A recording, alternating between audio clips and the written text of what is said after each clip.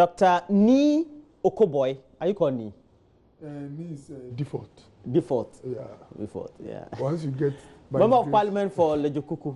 Thanks for joining me. Yeah, great for my brother. Dr. Okoboy, what's your English name? Benjamin Okoboy.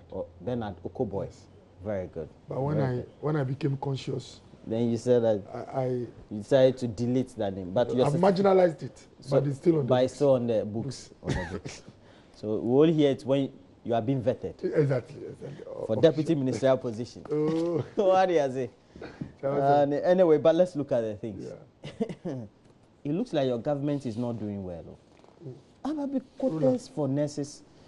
Tutors of Cape Coast Nursing Training have hailed the introduction of the quota system, adding that it's an opportunity for them to take training nurses through thorough practical. Yeah. But we need, if you look at the ratio, or the patient to nurse ratio, and you are even a medical doctor, it's not Roland, conducive for us to be putting together a quota system. Yes. Let me first of all say a very good morning to all your viewers, especially to my brothers and sisters watching from Lejokuku. Roland, this is a very nice opportunity to address this problem in a very clear but succinct manner as well. Over the years, the policy of the ministry is a default policy, because no training institution is able to absorb all the applicants who are qualified. No training institution. Let's say you have 2,000 applicants, and the maximum you can take is, let's say, 800. This is even on a high note on the average. Average, most schools take 400. Let's say 800.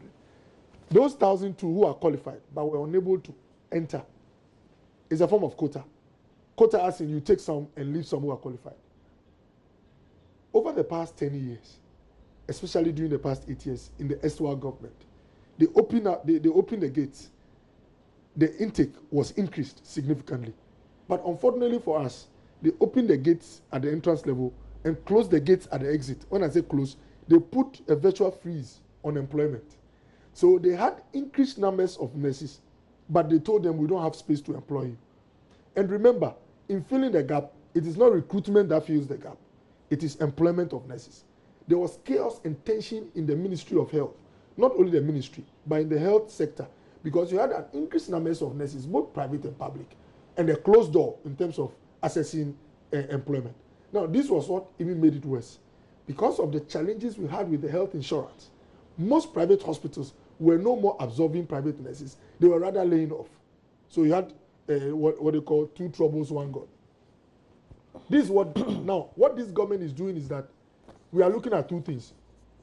We, as a matter of fact, are going to fully restore, captured in the budget, the nursing allowance. But what we are saying is that in a desperate bid to close a gap, you don't just churn out nurses who can be a danger to society. I am a doctor.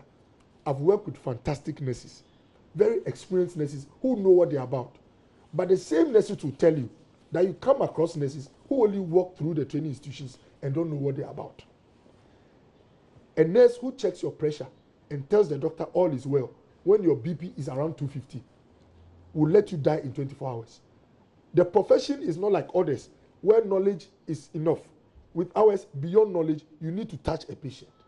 And so that is why in this particular situation, you have the Nurses and Midwifery Council saying that we support the initiative of government, that in achieving or trying to close a gap, you don't do it by just throwing out people out there. And let me land with this. The deficit in doctors in 1957 when we became independent was over 50,000 doctors. We needed more than 50,000 doctors to fill a gap. But we didn't start admitting 1,000 students at Kolebu. They looked at the capacity and started small. You try to close a gap, but you do it in such a way that you don't produce health workers who themselves become a danger to patients or to the Ghanaian. So my brother, this quota system, like they say, is only in name, but in practice, that is what this country has been doing all this while. And what even we are doing is not a strict reduction in numbers. At some places where their capacity is huge, we've increased the numbers. At places where they have limited capacity, we have made sure that they take students that can, fill the appropriate gap. So we really are taking this policy to clear the backlog, which has been created by the Estua government. There's a backlog. It's the first time I saw a nurse landing in a cell because he was protesting that they should be employed, like he or she to be employed. It's the first time. We don't want such a situation. And Roland, there is some miscommunication or deliberate, how do you call it, miseducation out there. When a nurse applies to a government institution and he or she is unable to gain admission, the door is not closed to that person in becoming a nurse. You still can apply to other training institutions and then come out as a nurse. So this is really the policy that the Ministry of Health is coming. We are looking at the peculiar circumstances we find ourselves, and then this policy came out. Despite all this that I've said notwithstanding, Roland, every policy has challenges. When you hear criticisms like you are hearing, you can only make the policy better going forward. So we admit that there will be some challenges. And in implementing the policy, we are very much conscious of that. And as a result of that, the health minister is saying that the ministry will have to deal with saboteurs of the policy. When we know that we will need more nurses, and that's, according to the critics, that's perhaps a conclusion, that when you take them small, you train them better. It's really neither here nor there. Good. Because even if we're adding a lot more on, how many are we adding on? You see, what I'm saying is that when a nurse is unable to enter, let's say, the LECMA Nursing Training Center or like the institute, it does not mean that that person cannot become a nurse anymore. You can apply to other institutions. What I admit is that the cost element might be a little bit higher. It's like applying to tech to do engineering. When you're unable to enter tech, the door is not closed to becoming an engineer. You have Ghana Telecom, you have Maritime Institute. There are a lot of places. So going forward, we rather must look at ways of supporting the private sector so that they can absorb more. Look, I remember this so well. I met a lady who is a trained nurse. She trained in a private nursing school. When I was campaigning, I approached her. She said, don't talk too much. They told us, that's the Estua government, that private nurses cannot be taken by government. They should go to private hospitals for employment. And that they know that we will take a second look at that policy. What am I trying to say? Even those who went to the private institutions, the door was closed. We have absorbed over 11,000 nurses who were waiting for the past 5 years. And we are even looking at how to give some relief or employment also to the privately trained nurses. That's a rhetoric. It's not. That's a rhetoric. The clearance that people sleeping over under trees at the ministry, etc. But then you say even for the government ones that you've not been able to absorb. No, but the significant numbers have been cleared. Well, then after trying to give them some relief, you're even going to the extent of promising to absorb even the private ones. What I'm saying is that you have a huge backlog. It's the reason why we're having this policy of not opening the floodgates, making sure that we are conscious of what will happen at the end, not only opening. And Roland, it's a fact, please. We've given clearance to over 11,000 health workers, laboratory technicians, pharmacists, nurses. The next component is over 7,000. The facts are the ministry. But we know that there is still a huge backlog. What the ministry is saying that within a period of 4 to 7 years, all the backlog we have should be cleared. And Roland, those who say we have a deficit, why are you limiting the numbers? It is not the training that closes the gap. It is the employment that closes the gap. This is very fundamental, and that's what we are looking at. Well, I'm here with Dr. Okoboy. He's a member of parliament for Lejokuku. I will be joined by the member of parliament for South Dying, and he's also a legal practitioner, and Roxanne Dafiamakpo will be joining me very soon. We're taking a break. We'll be back.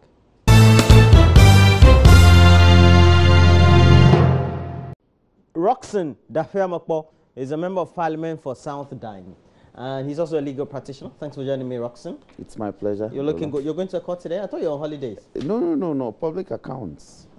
Yes. You're a friend of public accounts. Yes. I see. We're just talking about the quota system. The health minister is warning that they will deal with saboteurs who try not to implement this. Thank you very much, and good morning to your viewers. They know themselves. The government knows that the policy that they have introduced will lead to a dislocation in the system, in the sense that the application forms had already been bought by the prospective applicants. And naturally, in accordance with the status quo ante, lots of people anticipated to enter the nurses training and the health training institutions. So they bought the application forms. In view of the number of admissions that were given last year, and normally every year, year on year, the admissions increased by a certain percentage. Now, for you to allow the institutions to give out the admission forms in an anticipation that, for instance, whole nurses training, where I had taught before, last year admitted about 180, almost 200 students. In anticipation that this year, because of expansion facilities, they could admit 250. For a policy to come and say that they should admit 120, you are creating a problem. 2, this same government has also introduced an economic policy called capping, and it's affected all the health facilities, including the training institutions. And capping affects the IGF. IGF is internally generated funds. And some of these training institutions, sale of admission forms constitutes a huge chunk of revenue for this IGF. Now they have sold the forms. We are cutting down admissions. Revenue won't come in. Already, there's a percentage that is affecting how much they should retain. So if it speaks of sabotage, they themselves are sabotaging the admission policies already. What the government should do is to even build more training institutions and expand the old ones. I heard my brother say that it is not the training of the personnel that ensures the closure of the gap, but rather employment. I disagree wholeheartedly. I disagree completely, because you see, there are a lot of private institutions that are health related. A lot of doctors, medical practitioners in the public sector who are running private clinics and hospitals. Who will need personnel. Who need personnel, who employ. Indeed, if a very good study is done, you see that the private hospitals and clinics employ more personnel in the health sector than the public health facilities.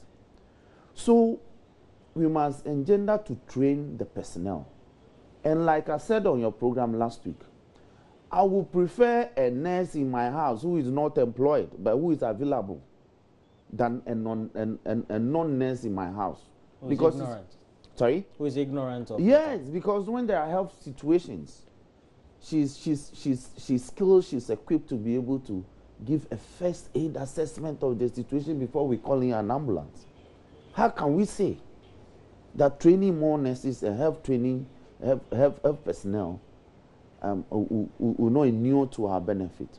The nurse-patient ratio is among 1 to 122. He's here, he knows. And it's something we are seeking to close that gap. So in as much as I can appreciate the policy introduced by the government, it will not serve the interests of the people. It's a policy that had been introduced before and that had been abolished.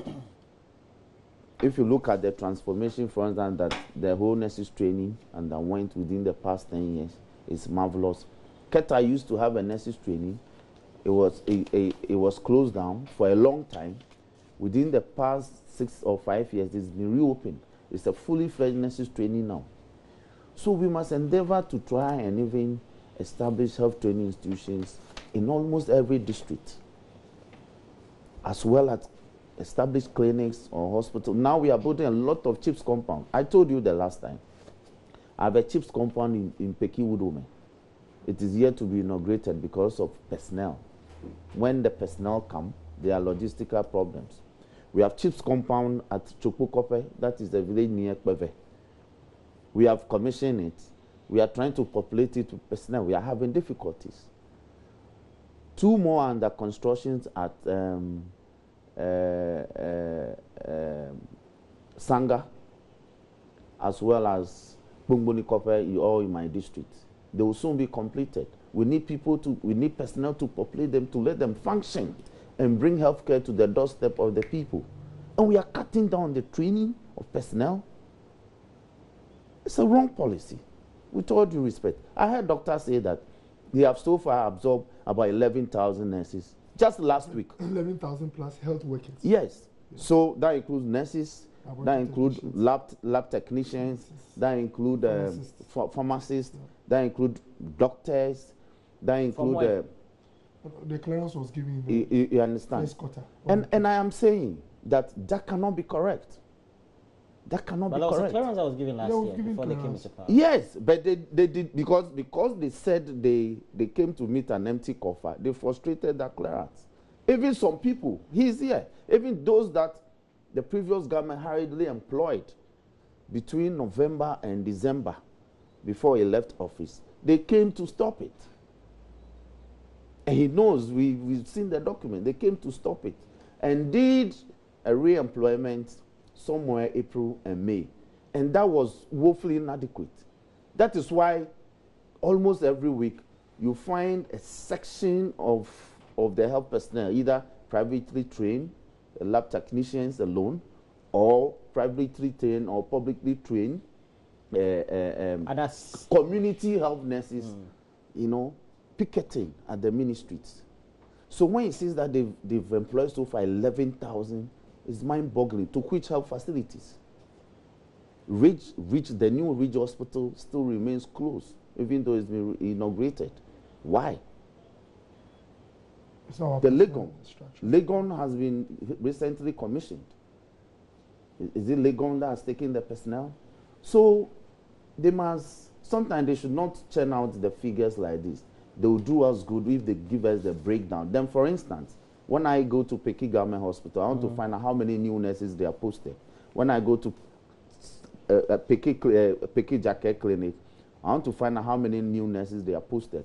When I go to Tongo Chanakwe Clinic, I want to know how many new nurses they are posted.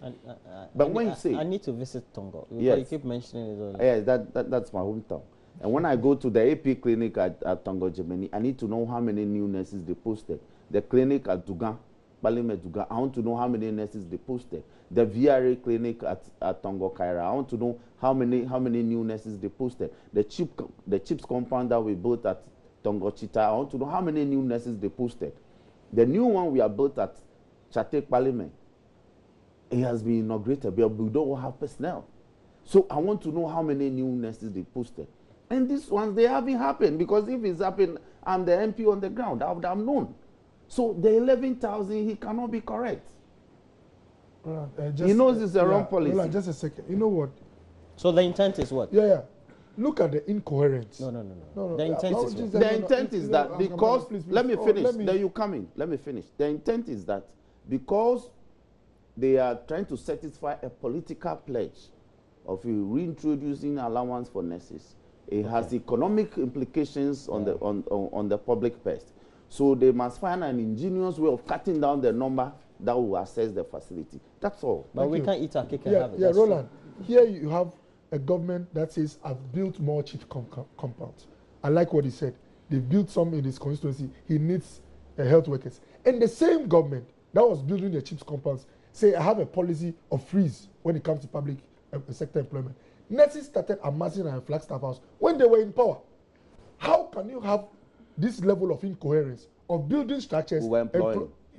Please, you had a policy that we are not taking nurses. Even government-trained bonded nurses started agitating. Some landed in cells. We are saying that you don't only look at the fiscal infrastructure. You have to look at personnel, the human infrastructure as well. And this policy is not a perfect one, but it's a policy that is looking at all the prevailing circumstances to see how best you can establish a correlation between the numbers absorbed and the numbers to be taken when it comes to employment. And we have said, as for the nursing allowance, in the budget, he was in parliament. Full restoration.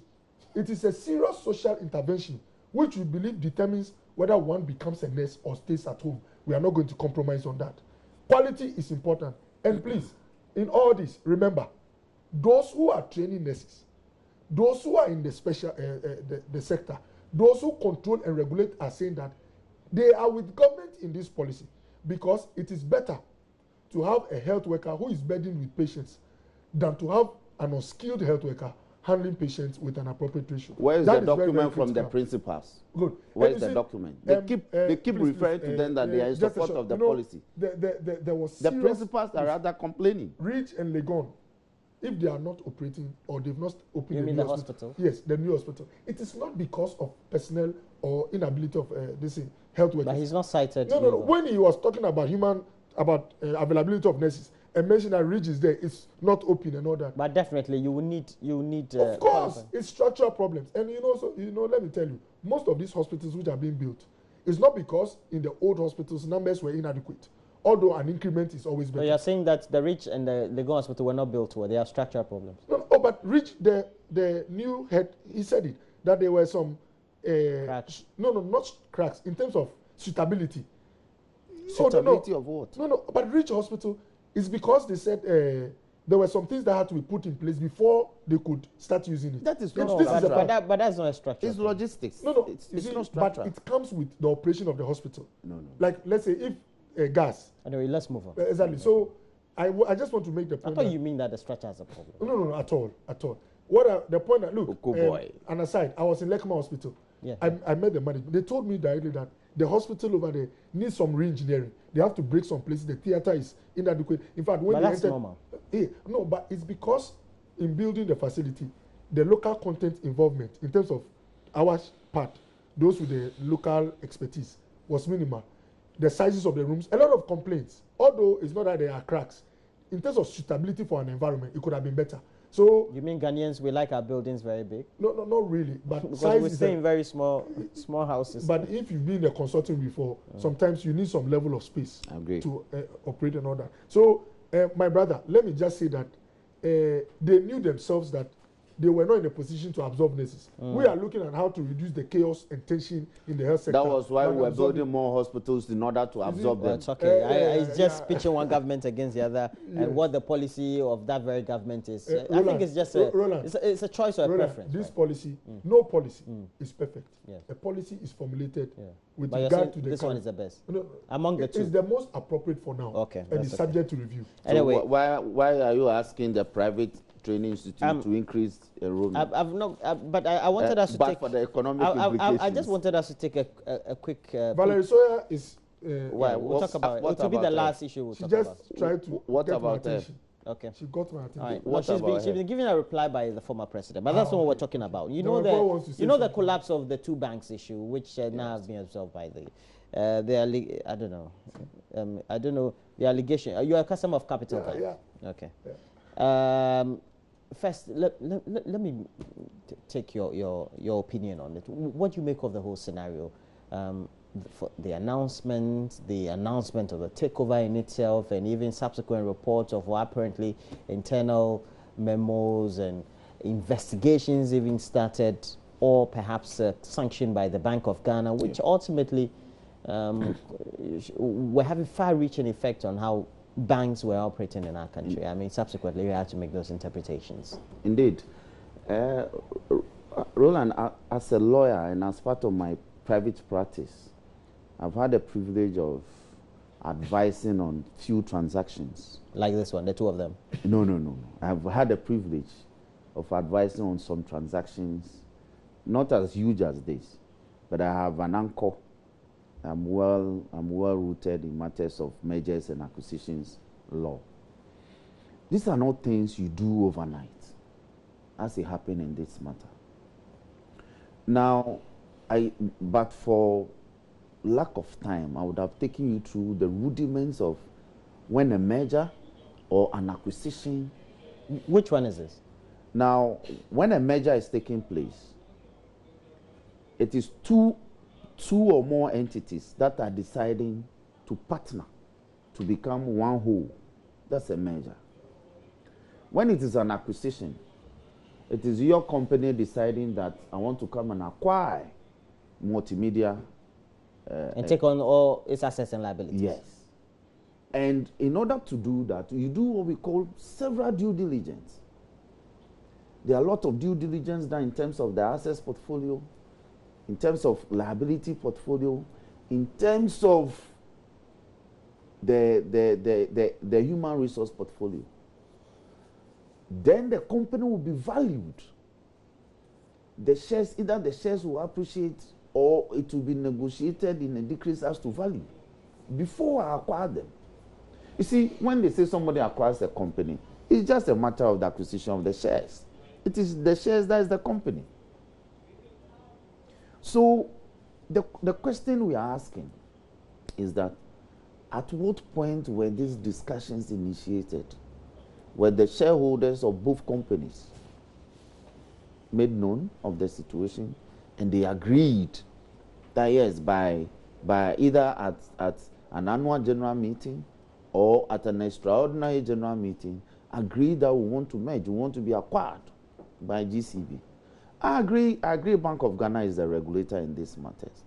But the circumstances surrounding, look, last year, I stand to be corrected, Capital Bank won the best growing bank award in Ghana, won the best bank in deposits and collections, won the best bank in retail and household banking.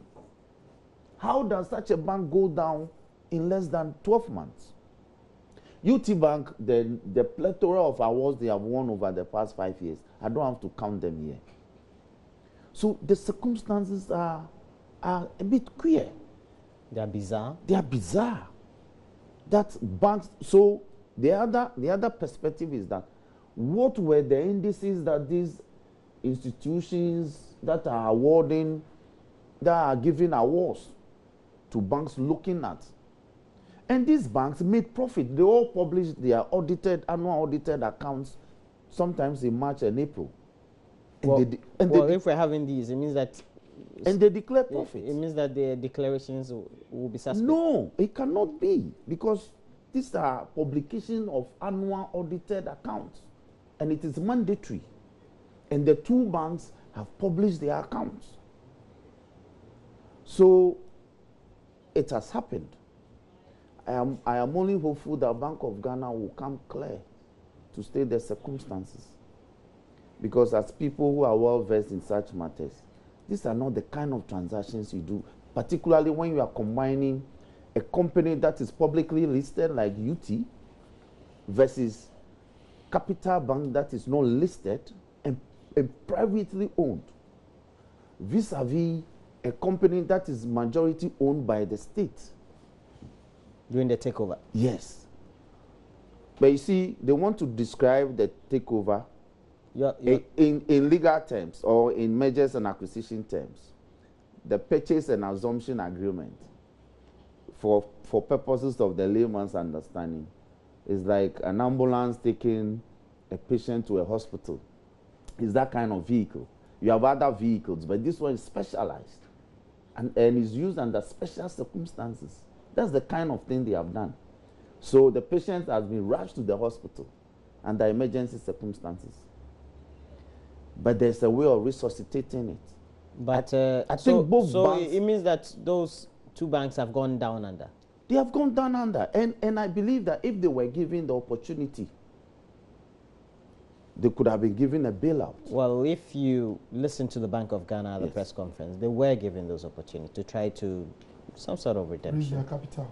Yes. You see, it is not... what the Bank of Ghana is also not saying is that over the period, the Bank of Ghana has been raising... These concerns? No. Has been raising the minimum capital ratio of the banks. That their capitalization? Yes. If you don't meet the standard, then you go down under. Mm. And it is not fair. This is an economy that we are saying is expanding. Now, why have they issued 3 new licenses to other new entities to start a bank when other existing banks are going down under? Okay. So the issues are too murky. That is why the minority, we are saying that, well, it is good you've asked GCB to come in and save the situation and acquire them. But what is also intriguing, what is also surprising, is that they have decided that a certain portion of their liabilities go into receivership, and you do not appoint a receivership over a weekend. Under what circumstances was Pricewaterhouse selected? There are other accounting and audit firms. You understand me? So there are questions, there are outstanding questions. You have questions that to you that are suspicious. That is why as a minority that lead to such suspicions on your part. That is why I was part of the minority. You think some people are scheming, running away from. Anyway, either not running away. You're a lawyer, so maybe perhaps you don't want to say anything that will impugn. Yeah, I agree. I do understand. I agree. That's why I'm very hesitant in. Yes, but at the end of the day, I mean, basically, in basic finance and trying to explain financial statements. Let me make a small point before Doctor comes in. There are also redeployment matters in this case. And so the severance packages will have to be renegotiated. No, we'll take a look at the next on the next round of questions. But in plain finance terms, you take a look at the whatever is supposed to have been published, audited accounts, etc. Or that the Bank of Ghana summarily is saying that, well, the declarations they were making, whatever what should have been in perhaps what should have been their liabilities have been put in sections as assets because they thought they were redeemable or they were recoverable. Yeah. At the end of the day, apparently they are irrecoverable and so should have been in liability section. And so when you try to do the reconciliation, you get to find that the liabilities are more than the assets. I mean, basically, that's a benchmark for you to say that that's off. Roland, you know what? Dr. Baumia, some few months to the election, in 2016. That's politics. You're going to the real. Oh, yeah, don't worry. There's a relationship between the fiscal and the monetary. That's true. Yes. You mean the fiscal? The fiscal, in terms of the management, the economy, the macroeconomy. Yeah, sure. And then the impact on banking, the industry. Dr. Baumia said that in his lecture, would your anchor hold Ghana's economy a foundation of concrete or straw? He said, after taking a look at the books. That was the title of the lecture? Yes. Wow. Would your anchor hold? He said something. He said, our 8 banks are in serious distress. And these were the reasons why they were in distress. You had a government that was actively participating in the domestic market when it comes to borrowing. And because of their participation, because of their risk-free nature, they had driven the interest rates up because banks were not interested in giving it to private individuals or companies who had challenges. You had a government who, because of the economic management, the environment was such that CD was in trouble, inflationary pressures were high. The environment was ripe for high interest rates. Contractors were not being paid. They owed banks. Banks with small financial muscle were struggling. So there was a role played by the environment at that time. And then there was a significant role played by the banks themselves too, like the reports and memos that we've read. So it was a contribution of both. Now, luckily for this country, we have a government that is very efficient and a central bank that is competent. I'm a customer of Capital Bank. I'm holding their pen. You have a bank that has been swallowed by the bigger bank, and yet I'm not perturbed. I'm so calm. Why? Because you have a you have a plan B. No, because you have a government that is working for the citizen. My deposits are safe. Unlike DKM, where you had a regulator that was asleep, and the finances and deposits of a whole region went into water. You have a government who has picked the signal long before reaching that point. And you see, I like what my brother said. How come a bank receives 4 or 5 awards, and the next year a central bank is able to tell that this bank is sick? That is the mark of a good doctor, in quote. A good doctor will not wait for you to have obvious signs of sickness. He can tell that you get into trouble in a week's time or in a year's time. With the symptoms. With just examination. So the central bank, I like what the governor said. He said there are clear rules for entrance into the banking sector. And they are the same rules for exit. So what they did are already on the books. When you satisfy, no wonder new licenses are going out. If you satisfy the entrance, you will come in. But you know what must be maintained to be in the field. When you feel, you exit. And you know what? For the first time, you have such a situation where a bank has been, the license has been withdrawn, yet the branches have not been closed. That is efficiency and competence at play. So Ghanaians can go to sleep knowing that we have a regulator, and please, people said, but the bank has known this all the time. Leadership has changed. The judgment of the president in appointing Dr. Addison is significant and must be stated. This is a leader. Dr. Addison is the new governor of the Bank of Ghana. Exactly. Because we had leadership over there that, I'm talking about the top leadership, that are appointed. And please, when the president makes an appointment, it is not just an event. there must be a lot going into it. And the judgment of the president, I would like to congratulate, is solid. Roland, going forward, you know what I'll say? This government is interested in making sure that private sector, both fiscal and monetary, are strengthened and consolidated. And the governor ended by saying that the banking industry is still solid. Local banks, we are interested in making sure that they stand on their feet, but their practices also must be in accordance with standard practices. Like some few years ago, the DKM and other things, people said, oh, but it's individuals who made their judgment. The lesson that was learned at the day is that if you're a government and you refuse or you decide to be reactive instead of being proactive, the citizens have a way of telling you that you must care about us. We have acted in a way that is prudent, and I'm very excited about the fact that now GCB is further entrenched in terms of branches. People have raised issues about others maybe likely of laying off some workers. I think what is clear is that government as a shareholder in GCB will do our best to make sure that majority, if not all, of the workers of UT and Capital Bank are maintained. But obviously, the top leadership, whose decisions led to this crash, you naturally don't expect them to still be in the management level or a hierarchy of Ghana Commercial Bank. It is my hope and desire that new banks that have come or are existing in the system would adhere to standard practices so that we don't end up risking the deposits of the ordinary citizen, the ordinary taxpayer. Mr. Dakemako, yesterday I had been having a number of dialogue with those who are the experts and even the critics of government on the subject, or even the critics of the Bank of Ghana and relatedly government.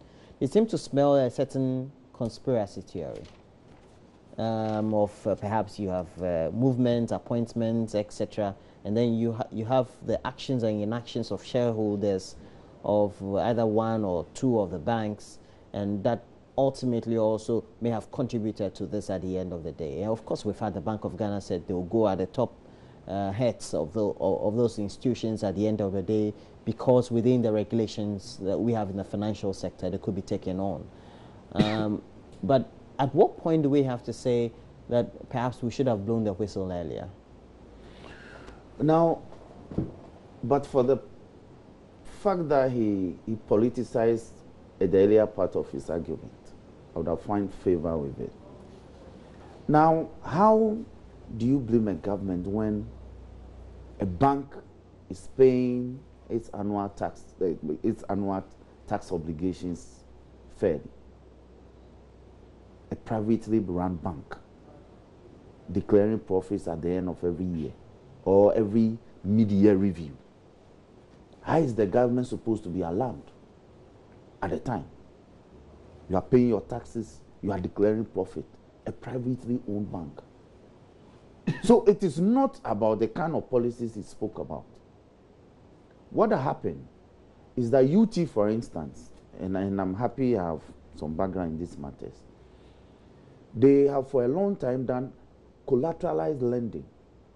And what that means is that when a company or an entity applies for a facility, they don't look at your cash flow situation. They look at some of the assets you have. They look at whether you are capable of mortgaging the facility with some landed property, value of which are determined by private audited firms or actuarial firms, who determine that, for instance, if you have to give me 10 cedis, I have this cap that I want to support to collateralize the facility. So that in the event that I'm unable to pay the 10 cedis plus interest, the value of this cap is 20 cedis. You can sell and redeem your facility. And you know that as a result of that modus of raising funds or their banking practice, UT is revered or is feared by a lot of business, especially the SMEs. When you mention UT, they are scared. He will sell my property, he will sell my house. So over the period, there's an inertia in the system. If you want to sell this building now, it may take you a year or two to get a buyer. And so, so even though they are charging, if the entities default, they are levying those properties and charging them so that they can redeem their monies. The liquidity problems in the system makes it such that you are not able to find ready buyers. So over time, UT is gradually transforming as a result of its operational style into a real estate firm, other than a bank qua bank, because UT now owns a lot of properties all over the places. As a result of default? As a result of default of persons who have taken facility, but is unable to sell off to redeem. Into cash. To cash. So I want to believe these are some of the practices that has affected ET. As to Capital Bank began as a savings and loans it used to be called First something. Yes, First Plus or something. First Plus Capital. Something of the sort. And changed its name and attained a fully fledged banking status 2 years ago. And changed from the First Plus to Capital Bank. How is the government supposed to be alarmed when a non-financial institution of that nature has been able to attain? It's supposed to be doing periodic supervision. So you see, so the regulator, so all of this is no longer government qua government, but the supervisory division of the Bank of Ghana also has questions to answer, because you see, you don't do the supervision as and when you want it. It must be regimented. You must monitor the bank so closely. All right. You know. So I want to talk about. As to Dr. Baumia saying 8 banks are in distress. It's okay. Why? It's okay. Let's remove the politics. No. Now we're in the. I wanted to talk about Valerie Sawyer, but before Valerie Sawyer, no.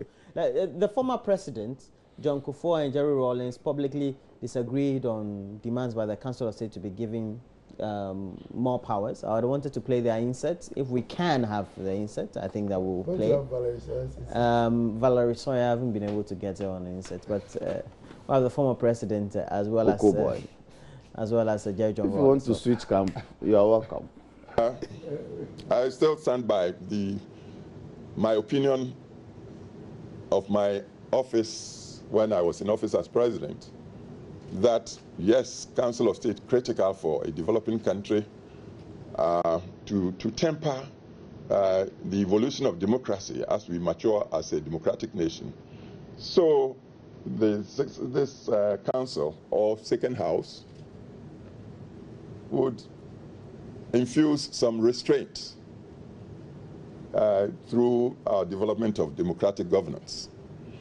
I've talked of the Constitution being fashioned, or fashioning the composition of such a body so it wouldn't be lopsided or be reflective of class or anything of the sort. It should be just a selection across the board of achievers within society, people of experience, generally acknowledged, identifiable institutions that contribute to the economic and social development. If you are talking of, say, Chamber of Commerce, if you are talking of professional organizations, academia, or gender, or religion, or chieftaincy, traditional institutions, I believe the Constitution should be able to capture all these institutions into the... There is a potential conflict between the role of the cabinet and that of the Council of State. However, if we stay true to their roles as expressed in the Constitution, there would be no actual conflict. In practical terms, the role of the Council of State is to counsel the President, to provide in-depth, wise, seasoned, reflective, and sober advice to the President on very critical matters of national importance, of who should hold sensitive national positions, such as the Chief Justice and Chair of the Electoral Commission, who may be granted a pardon or reprieve for a crime. The Cabinet, on the other hand, is to assist the President in the more technical business of determining the general policy of the nation. Should we have deeper decentralization, Should we have a national health insurance scheme? The two bodies, ladies and gentlemen, have very different functions, clearly set out in the Constitution. To conclude, ladies and gentlemen, in my opinion, a well-chosen Council of State is an asset to a government, but only if its members show nationalism, initiative, and boldness. If they tend to be passive, meeting the prescribed 4 times a year and doing only what they are asked to do, then the council is a very expensive body. During my tenure as president, I consulted the council quite regularly because they represented a wide array of opinions from across the country, and their expertise spanned both the civilian and security domains. It is important for every president to ensure that the members of the council represent a good blend of wise and mature personalities. It is no good to appoint people. But I have to start with a legal practitioner here. So you are the legal practitioner on board today. But what do you make of it? Council of State to be a second body or no second body, be given more powers, etc. Doesn't matter at all with this state and non-current state? Indeed, prior to our inauguration this year, I was having discussions with some of the senior members on the floor of the House before the official ceremony began. Some of them are of the opinion. You know, the discussion arose as a result of the attrition rate of MPs. MPs that served like 4 terms, looking forward to come back for a 5th term with the, the institutional memory and all that. But for the presence of Honorable Agbangbagbi and Chairman Sabunsu, a 7th termer and a 6th termer, we didn't have anybody. All of them have gone. And so the argument was that the Constitution, the amendment should take care of where persons who would have gone through Parliament, serve about 4 or 5 terms, would have been eligible to be shipped to the upper chamber. So the Council of State would have been metamorphosed into becoming the upper chamber. You people want to create jobs for yourselves? After you have voted out? No. It is the same discussion. They should be given more powers. More powers as to what? As to supervising over policy decisions, looking at some of the laws that Parliament will make and all. So in a way, it will become a bicameral legislature. That's the argument, So yes, I agree that the amendment, the constitutional review that's taking place should look at those things. But it is the right of either president, J.J. Rawlings, President Kufuor, to disagree on matters. It shows that we are growing as a country. Indeed, they belong to different political dispensations anyway. So there's already a sharp contrast between what they divide in terms of policy directions of this country, even though we're all looking at one destination. Let's say Kumasi. One says that we should go through Koforidua, the other says we should go through Asamankesi. But it is the same destination. So they have always differed. So this is not surprising. You understand? But we are looking at the future progress of the country. Would Council of State remain the way it is? Or there should be a metamorphosis, gradually making it an upper chamber of the legislature. And I'm also looking at the fact that as a country we are growing. Indeed, we are in the process of creating more regions. We'll be creating more constituencies. We'll be creating more districts. The country is expanding in terms of the human population. So institutions that serve the country at a certain stage with certain capacity will not be adequately effective to serve the country 30 years to come, 40 years to come, 50 years to come.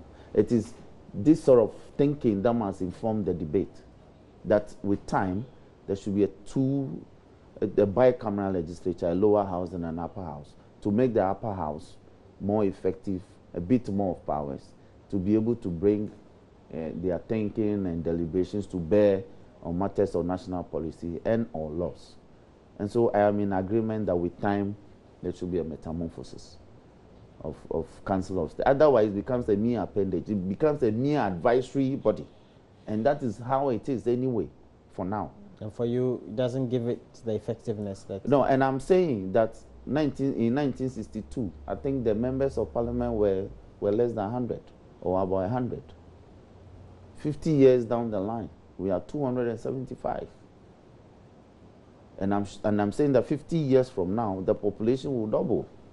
Will be in excess of about 50 million.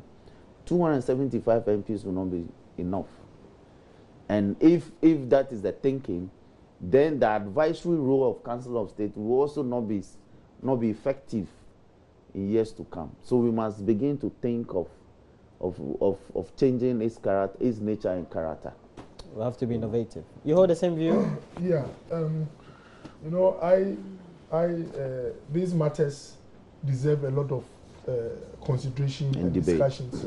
So to a larger extent, it is about the welfare of the people, putting in place the right structures, the right systems. We can have an upper chamber, we can have a second chamber, we can have a legislative council, and yet the challenges of the country remain the same if we don't invest and decentralize as appropriately as possible.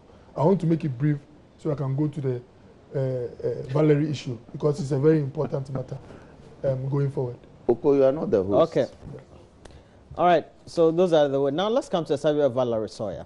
And that's what Oko wanted. Oko, and so I believe that it was after this event, the former president was asked what he makes of all the things that had been written about him, etc. Because we know that Valerie Sawyer had accused the former president of still flogging a dead horse and other language that was used. And Mr. Rawlings is said to have replied, NDC is at a crossroads between those with integrity and those without. Those who lack it feel threatened by those of us who have the influence of integrity, and that is what is frightening them. None of all these calls against us will hold. I mean, it's false. They know it, but they have to just propagate it. Okay. Oh, yeah. You are Roland, on call. Yeah, you know, when we were going into the election, I observed something very interesting about the campaign of the NDC. They were no more interested in discussing much of the economy or discussing the fortunes going forward of the country. It cannot be true. Most of their claim was that, look at the MPP, they are a divided front. Why? Because you have a general secretary who is suspended and a chairman on suspension. But their party was one of the most united entities in the country. Now, we thank God that Ghanaians did not buy into that message.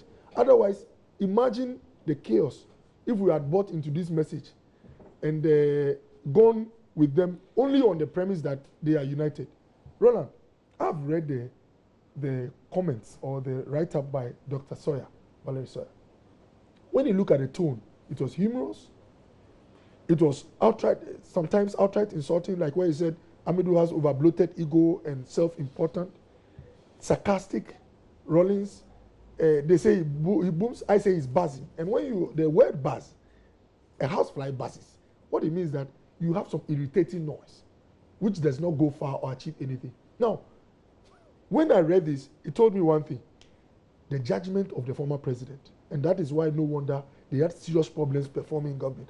If you can have someone who writes this about the founder, one of the senior elders in their party, openly publishing it, giving it to the media to publish, saying all this is, and yet serving in the capacity as the deputy chief of staff. Not only that, but in charge of delivery at the Flagstaff House. Then I appreciated why a contractor or somebody could pay 3.65 million for bus branding, and they could not identify. It took the media to shout before they said, bring us the excess. Now, what has Rawlings been complaining about? Rawlings says that this government does not listen, and the corruption is too much. They have integrity issues. They have integrity issues. And he's been vindicated over the years. When you miss money, Rawlings said, this man does not deserve, and the courts have said, you have to bring back the money. So Rawlings was not buzzing. He was stating the truth, but the truth hurts. And you know, for those who say that, why is he flogging a dead horse and not attacking a rampaging bull? Let me give them the answer. Nana Akufo-Addo, the president now, His Excellency. The rampaging bull. He listens. And Rawlings has said it. I've met a senior man of God in this country who people say he criticized the former government. He said the same thing, that this current president, when you talk to him, he what? He listens. He will not say that I'm now a dead goat or Yentubia. Who said it? Prophet Kobe. I'm not mentioning names. But Rawlings, he said it openly. And you know what? See what the current president did. He invited former presidents to the Flagstaff House. Talk to me, advise me. We need such attitude and temperament or positioning so that all the brains can be harnessed and we can go for it. You know what? In opposition, I have an advice for the NDC. You have to be honest with yourselves so that you can be united. We need an opposition that can be united in criticizing us so that we can do more. Not divided even in criticizing. Because there's been many occasions where even with one policy, you hear some factions that belong to Joshua Alabi saying that, oh, this matter, it should be treated this way. And then my senior brother here, with where he's coming from, when he gets to his... Which faction do you think? The faction, oh, looking at his statistics and everything, what do you think? When you come to him, ask him. He has some love for the former president, but one thing I'll congratulate, he doesn't state obviously where he belongs. But that one too, he just grew around here, Newtown. Yeah, so that one too is a disincentive. Rich is just around, so bomb is the love will be tight. That one too is a disincentive. He's a fine lawyer. If he states, maybe something will come from there to help him. So, my brother, the NDC must be honest with themselves. And with what I've seen about Martin Amidu, a committee or a panel to try to discipline him is not the answer. The man is more than a horse in terms of strength. It's a rampageable. Oh, not the bull. The man is more than a horse. And his outrightness is just uncompromising. You can't stop him. In this country, yes, let me learn. In this country, one of the gentlemen I admire a lot, one of the gentlemen who has proven beyond doubt that he loves this country as a patriot, is Martin Amidu. He went to the courts at his own expense and was able to retrieve monies to this country. That gentleman has a lot of credibility. And if they listen to him, it will help the party. For Valerie Sawyer, she has to get closer to elders so that they will ask her to calm down. That is good advice for the NDC if they have any chance coming back in 16 years. Senior. Coming back in 16 years. I'm happy you didn't say forever. Yeah, it's at least 16 years. We will endure it. It's not a problem. That's good news. Yes, we will endure it. So, but it's not happening. We are coming back in 3 years. So get prepared. Now, Roland, moving from the generals to the specifics. I sit here as an NDC member, a dedicated, devoted one at that. I'm serving in my capacity as a member of parliament for the good people of Southern, Peki, Kweve, Tongo, Pali, on the ticket of the NDC. So I am in a very privileged position. It's a privilege to be here. And a comfortable. Now, in our constitution, Article 6 to be specific, we have stated that His Excellency Dr. Flight Lieutenant Retired Judge Rawlings, it's our founder. And ipso facto, I give him ipso facto by that very fact. Ipso facto, by that very fact, I give him all the recognition and respect that he deserves. Now, being the founder of the party, he has a super privilege to speak to matters. Wow. It is our duty to assess the matters that he speaks to, whether or not they have a basis. If they have a basis, we find curative measures to deal with them. Now, Dr. Valerie Sawyer, my friend, I am close with her. She's helped me a lot. I can understand her write-up. You read it? Because I've read it. And I'm a student of literature, so all the analysis he made, I deduced that it was a bit humorous, that it was stingy. You know, it stings. He was supposed to sting the person against whom the article was targeted. I mentioned the name. Now, It puts you in a fix because I see that. Yes. Because because I'm a party member. We can close. No, I won't close. Okay. I'll do my analysis. That is why some of us are saying that all the people who matter in the party, everybody should stop talking. Because the people speaking are those who that matter. Yes. No, are those who matter. Are those who matter. For Dr. Valerie Sawyer was a policy advisor during Professor Mills administration and the office of the president. Then subsequently, she became deputy chief of staff. And subsequently, in addition to being deputy chief of staff, she was also a chief policy advisor and in charge of implementation. And even not only that, her roots are deeply rooted. Indeed, I'll come to that. And the icing on the cake is that she is the daughter of another stalwart of the party who passed away a few years ago, Harry Sawyer. Mr. Harry Sawyer, a very terrible politician this country has had. And these are rules you can't wish away.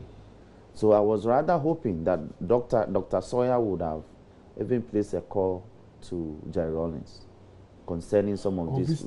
Yes, some of these concerns. Because you see, all we are doing, all the party is trying to do, and as part of the minority caucus and the Volta caucus, we visited J.J. Rawlings on a few occasions. All we are doing now is trying to reorganize. The reorganization is still in process, but we cannot effectively reorganize and remobilize the grassroots to be able to kick Okoboy and his team off the scene if we exchange banters of this nature. So it means you're in tatters? We are not in tatters. We are saying that stop the banter.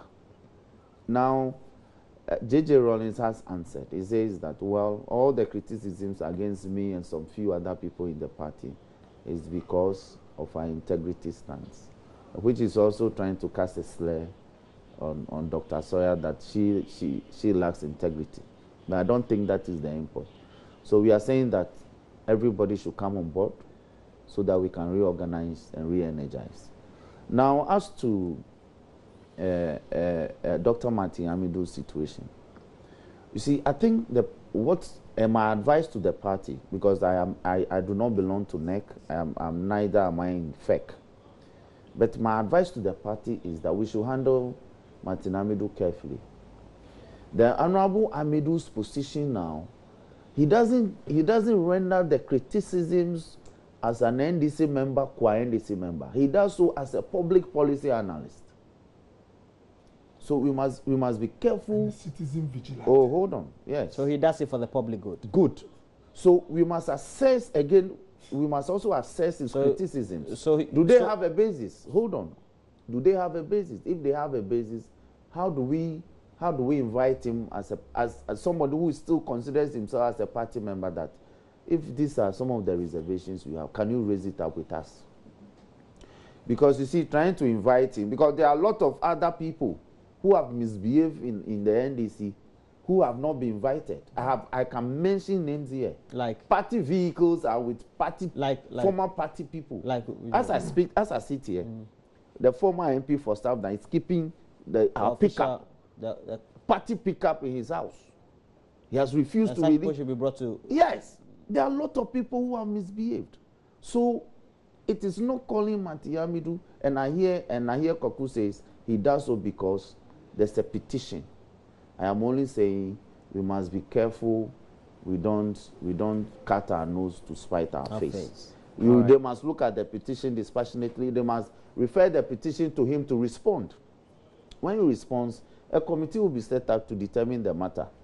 Under Article 42 of our Constitution, the internal redress program. And I believe we can make progress with this matter. No round again, no politics. It's okay. In a difficult situation. Yeah, I see. Because he's close to the Rawlingses. I'm not close to the Rawlingses. Or you love the Rawlings. Look, Rawlings is our founder. So you admire the man, and you are close to Dr. Valerie Sawyer. Yeah. Yes. Because you are saying she's helped you in diverse ways. Yes. So now it puts you in a fit. That's why So you're choosing your words advisedly and carefully. Carefully. I apologize for putting you in that situation. You didn't put me in any situation. Dr. Ben Okoboy is also. You still practice medically? Yeah, I do. What? Voluntary, eh? Yeah. Have you been cleared by? Free. He's a medical doctor. Have you been cleared by profession? By the committee for members of the Is it privileges? I don't take any. No. He's a member of parliament for Lejokuku. And then also a legal practice. You still practice? You still have time? I still do Mondays. You still do Mondays? Yes. You still sign and take some money. And unfortunately, he had his building collapsing the other day. It didn't collapse. It was demolished by Okoboy. He's a member of parliament for South Dying, Tongo, and the rest. I'll ask him to take me there. Let me go and see those places, Tongo, Panga, and all that. Pali, Panga, Pali, It was a It's okay. landslide.